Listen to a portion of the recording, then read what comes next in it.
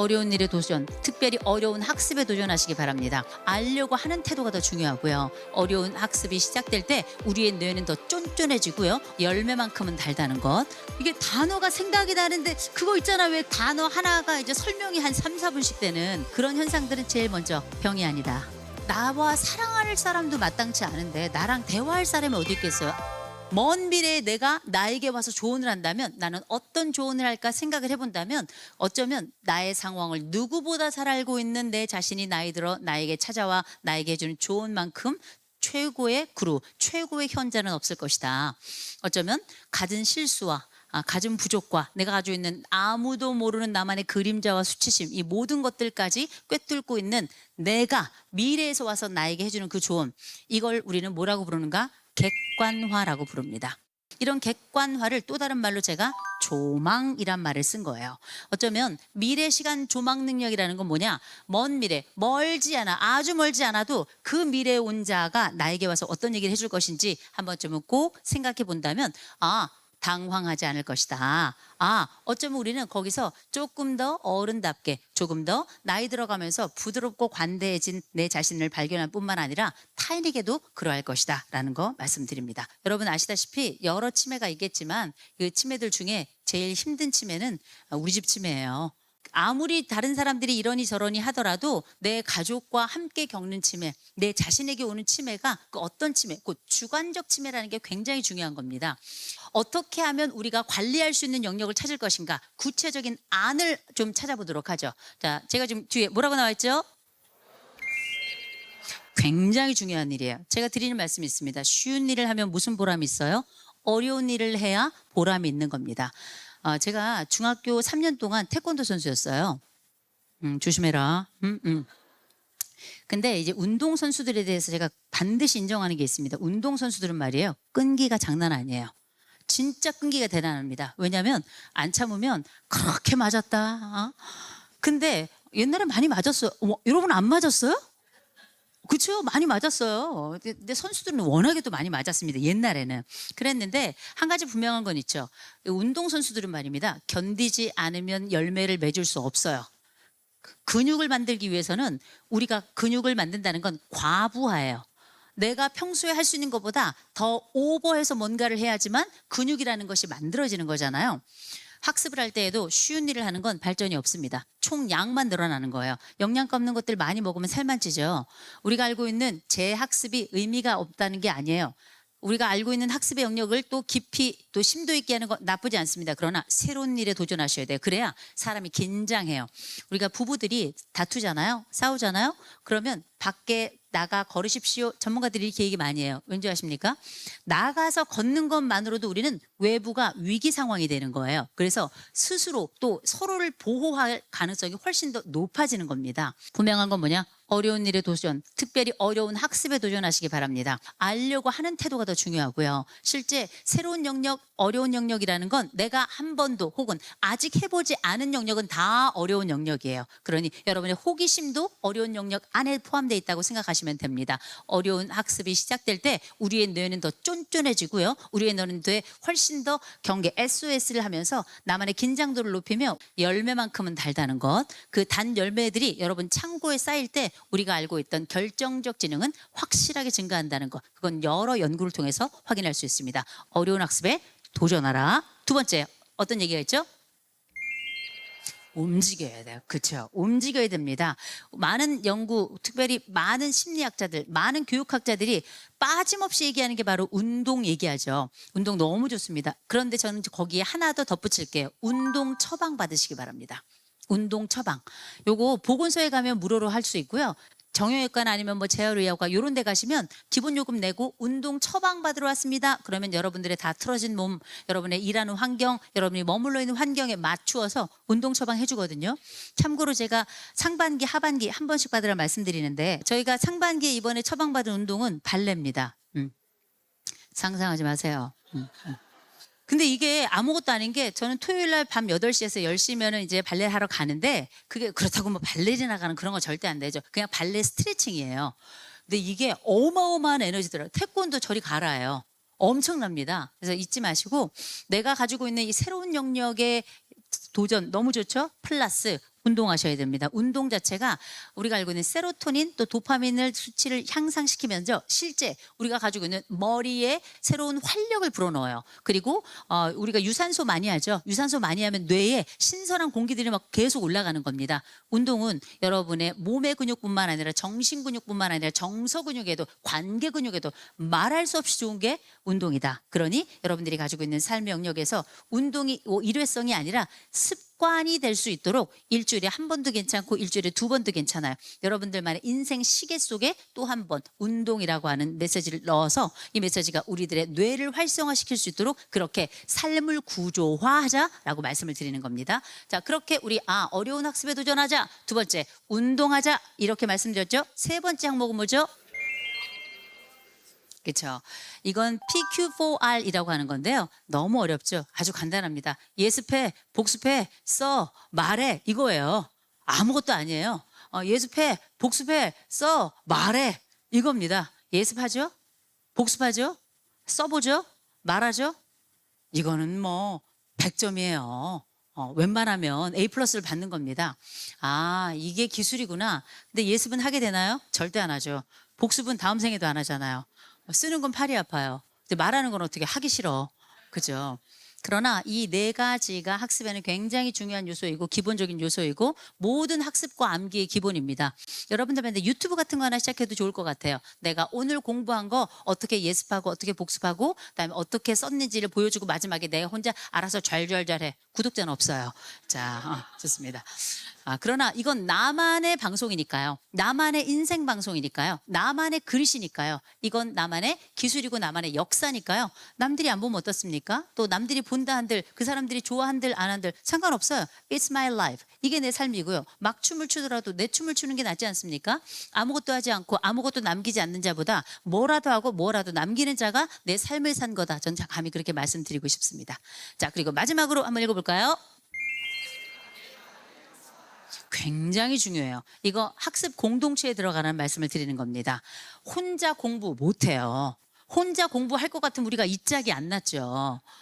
그러나 앞으로의 학습을 위해서도 옛날 우리가 학교를 다니면서는 강제로라도 학습을 했어요. 생각해 보세요. 꽤 많은 의무는 우리를 성장시키기도 합니다. 의무가 우리에게 채찍만 되고 고통만 되는 게 아니라 일련의 의무들이 우리를 앞으로 걸어가게끔 하는 굉장히 중요한 역할을 하고 있거든요. 그러니 기억하시고 저는 할 수 있다면 요새는 뭐 너무 좋은 데가 많잖아요. 시군구마다 이런 뭐 평생학습 공동체들이 굉장히 많고요. 요새 뭐 스터디 그룹도 많고 독서 클럽도 많고 또 사이버 대학도 많고 학습의 공간이 지금처럼 평생학습이 이렇게 발달한 시기는 옛날에도 없었고 앞으로도 있을까 싶을 정도예요. 우리가 가지고 있는 이 좋은 인프라들을 기꺼이 확충하시고 기왕에 취미를 가질 것이라면 공부하는 취미를 가지셨으면 좋겠어요. 여러분 학습 공동체에 들어가 보세요. 거기에 들어가 있잖아요. 너무 놀라운 거 말씀드릴까요? 우리가 알고 있는 어떤 동호회보다 학습 동호회는 사기꾼이 적습니다. 그리고 나와 비슷한 취향을 가진 사람들이고요. 나름 기본적 교양을 가진 사람이라고 저는 감히 말씀드릴 수 있어요. 교양이란 뭡니까? 사람이라면 알아야 할 기본적 소양을 우리는 교양이라고 정의하죠. 사람으로 살아간다는 건 어떤 것인가? 그리고 사람답게 살아간다는 건 어떤 것인가? 이 차원을 이제 넘어가야 돼요. 왜냐? 여러분 어른이 됐습니다.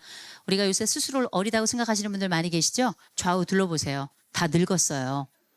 어른이 누군가 물어본다면 저는 이렇게 말씀드려요. 어른의 말을 하면 어른이다. 어른의 행동을 하면 그 사람이 어른이다. 저는 그렇게 심플하게 생각합니다. 그러면 어른의 공부를 한다면 저는 그 사람은 현자다라고 감히 말씀드릴 수 있을 것 같아요. 우리가 성장하고 때로는 우리 안쪽에 리질리언스와 같은 회복 탄력성을 그리고 내 안쪽에 내적 동기를 만들어내고 그리고 나서 우리의 끈기까지 우리가 어려운 학습을 통해서 또 우리가 할 수 있는 운동을 통해서 또 내가 가지고 있는 영역들을 어떻게 확장할지에 대한 의무감을 가지고 그리고 우리가 가지고 있는 학습 공동체에 대한 열망을 가지고 그것에 직접적으로 참여하게 된다면 우리의 삶을 이끄는 방식은 머리가 아니고요. 전 손발이라고 생각하고요. 이 손발을 움직일 때 비로소 우리는 오히려 머리가 발달하고 머리를 유지하고 머리의 기쁨과 상쾌함을 경험하면서 머릿속에 여러분들만의 인생 정원을 만들 수 있지 않을까 그렇게 생각을 해봅니다. 이제 우리가 나이 들수록 머리가 좋아지는 법이라고 말씀을 하셨지만 너무 오래 강의를 하면 머리가 멍해져요. 그래서 우리가 나이가 들면 학습 시간을 좀 짧게 하는 것도 굉장히 좋습니다. 우리가 아이들이 아주 어릴 때는 40분 이내로 하고요. 조금 초등학교 넘어가면 그때부터 50분 되죠. 그랬다가 대학이 되면 한 3시간까지도 연강을 하잖아요. 50대가 넘으면 다시 40분으로 내려와야 됩니다. 그래서 저희들 40분의 강의는 여기까지 하고, 여러분들이 오늘 함께했던 이 이야기들 중에 한두 가지만 잘 기억한다 하더라도 우리의 그릿이 또 우리의 학습에 위해 필요했던 4가지 그 과정, 여러분들의 삶을 확장하고 여러분들의 인생의 기쁨이 되고, 더 나아가 여러분들이 생각하는 나의 지능, 곧 결정적 지능을 확장하는 데 도움이 돼서 여러분들의 인생의 새로운 꽃피는 데 도움이 되기를 기도하겠습니다. 고맙습니다. 감사합니다. 그럼 훌륭한 강연 펼쳐주신 이호선 교수님을 모시고 Q&A, 질문 답변 시간을 가져보도록 하겠습니다. 자, 여기 궁금한 것을 한번 직접 물어보셨던 여러분들께서 사전에 굉장히 많은 질문들을 남겨주셨습니다. 자, 교수님께서 직접 질문을 뽑아서 한번 진행해 보도록 할 텐데요. 자, 첫 번째 질문부터 뽑아주시죠. 첫 번째 질문요. 요거 한번 해볼까요? 네. 이제 질문을 뽑았는데 안 보여요. 네. 네, 안 보입니다. 네, 안 보여요. 백약이 무효입니다. 안 보여요. 제가 읽어드리겠습니다. 네네네. 네. 첫 번째 질문입니다. 말이 자꾸 맴돌고 조리 있게 말하는 것이 예전 같지 않습니다. 머릿속에 생각은 있는데 표현이 어렵습니다. 이렇게 말씀을 해주셨는데요. 이럴 경우 좀 어떤 솔루션이 있을까요? 이렇게 생각이 잘 나지 않을 때가 있잖아요. 그래서 유명한 얘기가 있지 않습니까? 그 남부터미널에 가서 택시를 딱 타잖아요. 그 전세료 고향 가주세요. 그럼 택시 기사님이 알아서 예술의 전당으로 데려다 준다는 그런 유명한 얘기가 있잖아요. 이제 이게 뭐냐면, 이게 단어가 생각이 나는데 그거 있잖아, 왜 그거 있잖아, 왜 그거 있잖아 하면서 왜 단어 하나가 이제 설명이 한 3, 4분씩 되는 이런 걸 우리가 입 앞에서 맴돈다, 일명 설단 현상이라고 부릅니다. 이 설단 현상은 사실 노화가 일어나면서 많이 발생하는 현상이긴 한데, 저도 그런 현상들이 꽤 있긴 합니다만, 그런 현상들은 제일 먼저 병이 아니다.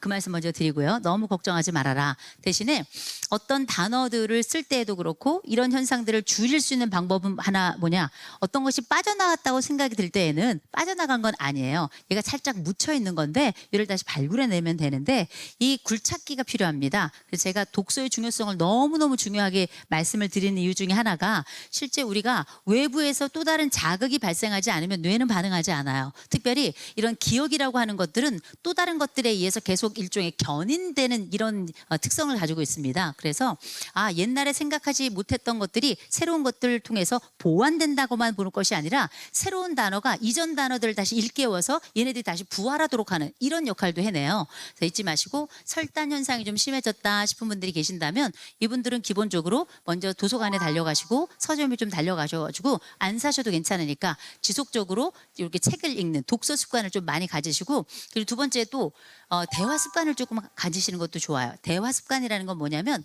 보통 설단 현상이 조금 심해지는 분들이 보면 혼자 오래 일하는 분들, 이런 분들이 좀 많고, 집에 있지만 대화가 거의 없잖아요.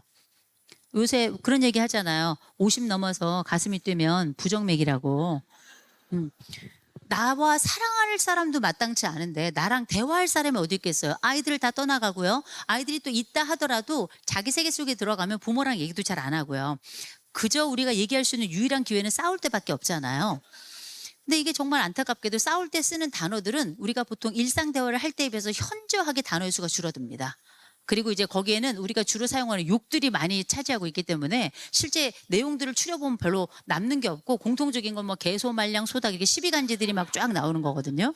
그래서 이렇게 어떤 대화의 주제가 있는 대화들을 자꾸 해버릇하는 이런 것도 좀 설단 현상을 줄이는 데 도움이 되지 않을까 싶습니다. 네. 두 번째 질문 한번 뽑아보겠습니다. 네, 두 번째도 요거 한번 했으면 좋겠는데요. 자, 남편이 사고를 많이 치고 자신의 속 얘기를 하지 않으면서 일만 해요. 돈도 제대로 벌어오지 않고 피하기만 해요.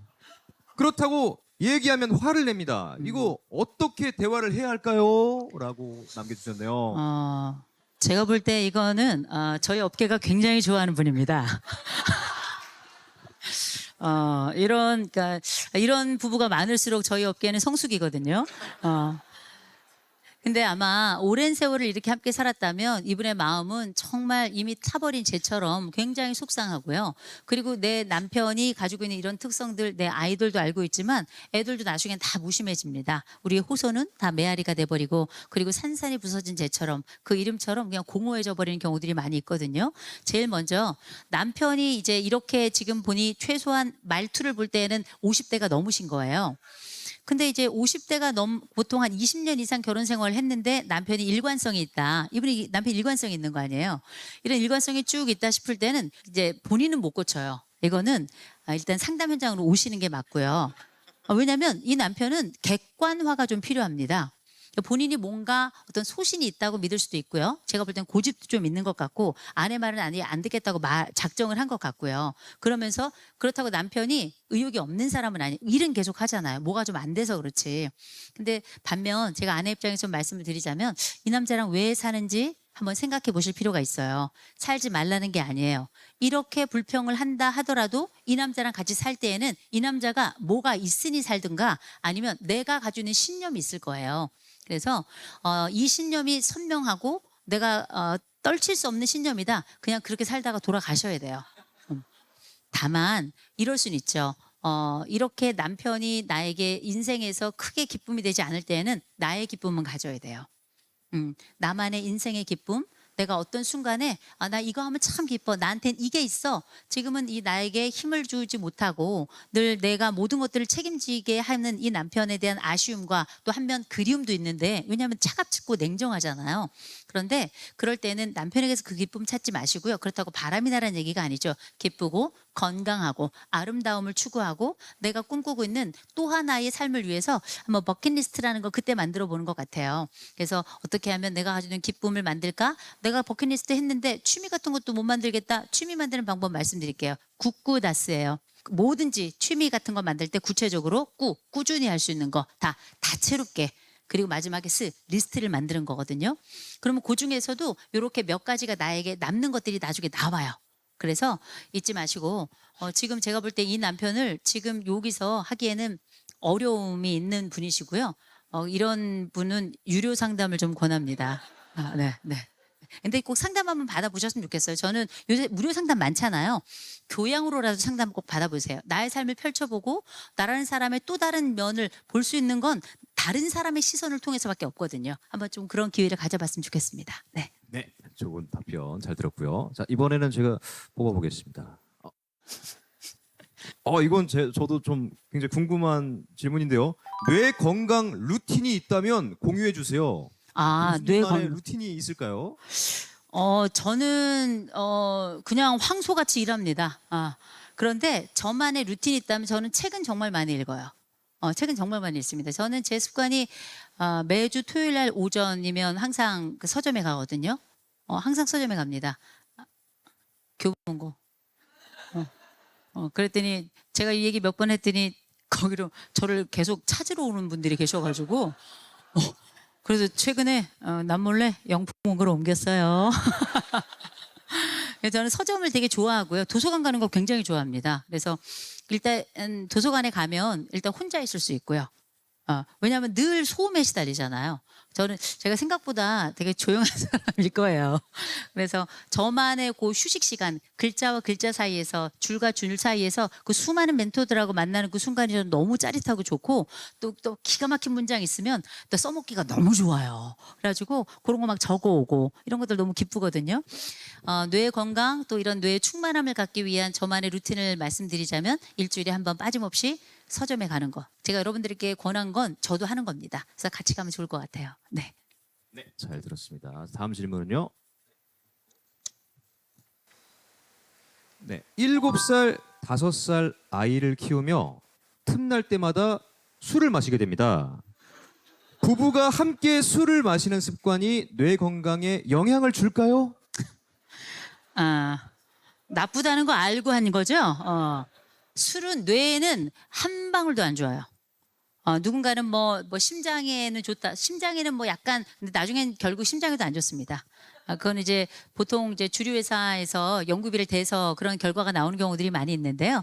뭐 제가 뭐 심장까지는 잘 모르겠지만 뇌에는 술은 한 방울도 좋지 않아요. 무엇보다 7살, 5살짜리 아이가 있는데 부부가 계속 술을 마신다. 그러면 이 아이들의 첫 번째 음주 시간도 굉장히 빨라질 거예요. 그건 분명합니다. 그리고 보통 우리가 요새 여성들 음주가 굉장히 많이 늘어났는데요. 그래서 우리가 알코올성 치매도 굉장히 많이 늘어났어요. 알코올성 치매와 일반 치매, 우리가 알고 있는 알츠하이머 같은 치매는 차이가 많이 납니다. 그중에서도 제일 큰 차이는 뭐냐면 알코올성 치매 같은 경우는 젊은 사람들이 굉장히 많다는 거예요. 지금 여러분 이혼 수녀 캠프 많이 보시죠? 이제 그거 시작하고 이혼율 좀 줄은 거 아시죠? 그 우리 집이 저 집보다는 낫다. 그래, 뭐, 그래도 이 남자가 저 남자보단 낫고 이 여자가 저 여자보단 낫다. 아유. 그래서 그냥 산다는 거 아니에요. 자, 엄밀히 말하자면 이혼율이 낮아진 건 경기가 안 좋아서 그런 거거든요. 그런데 어쨌든 전 영향은 미쳤다고 생각은 하지만 중요한 건 뭐냐면 부부들이 요새 문제를 갖는 것 중에 하나, 그렇게 술을 마셔요.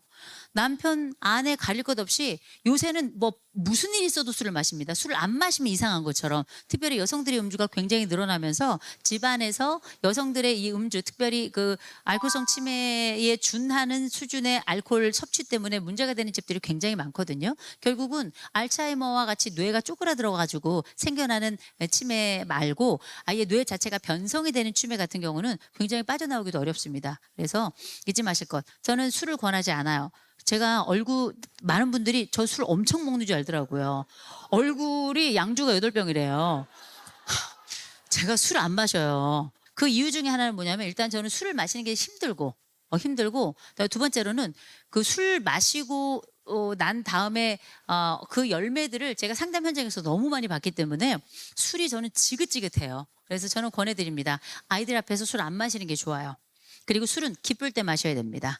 그리고 아주 특별할 때 한두 잔 정도. 그래서 이건 어떤 가족의 건강성과 아이들의 생활 습관과 아이들이 바라보는 그 어른 사회에 대한 일종의 아름다움 혹은 어른이 갖춰야 될 일종의 절제의 미덕 이런 것들을 알려주는데 이 술이 하나의 교과서 같은 역할을 하지 않을까 싶습니다. 네. 답변 감사드립니다. 네, 아쉽지만 교수님과의 Q&A 시간은 여기까지 하도록 하겠습니다. 오늘 뇌톡 특집 공개 방송 2호선 교수님을 모시고 슈퍼 에이저, 뇌가 늙지 않는 사람들의 에너지 사용법이란 주제로 함께 해봤는데요. 여러분들 어떠셨나요? 네. 맞습니다. 자, 그럼 교수님 네. 오늘 방청객 여러분과 시청자 여러분께 마지막으로 한 말씀 부탁드립니다.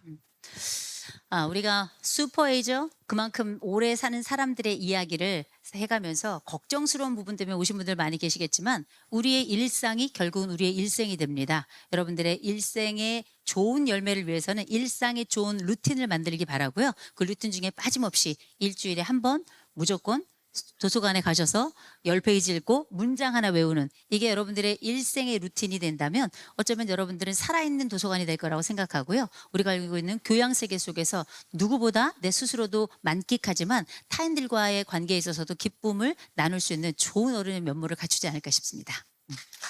네, 감사합니다. 이것으로 대교 뉴이프 플러스 개국 1주년 기념 뇌톡 특집 공개 방송을 마치도록 하겠습니다. 마지막으로 뇌가 늙지 않는다는 것은 특별한 몇 사람만의 이야기가 아닌 오늘 함께하신 여러분들 모두가 실천할 수 있다는 것을 기억해 주시기 바랍니다. 그럼 지금까지 함께해 주신 여러분 감사합니다. 고맙습니다. 고맙습니다.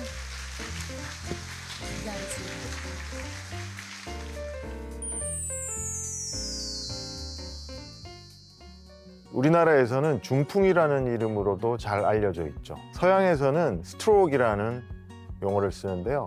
우리나라 사망 원인 중 4위에 해당할 정도로 위험한 질환입니다. 패스트 캠페인이라는 게 있습니다. F는 face입니다. A는 arm, S는 speech, time. 뇌졸중이 의심이 되면 이렇게 하면 도움되는 거 아닌가요? 이런 질문들을 많이 받습니다. 그런 대부분의 시도들이 해서는 안 되는 경우가 많죠. 절대 아무것도 하지 말고 빨리 119로 연락을 하셔야 돼요.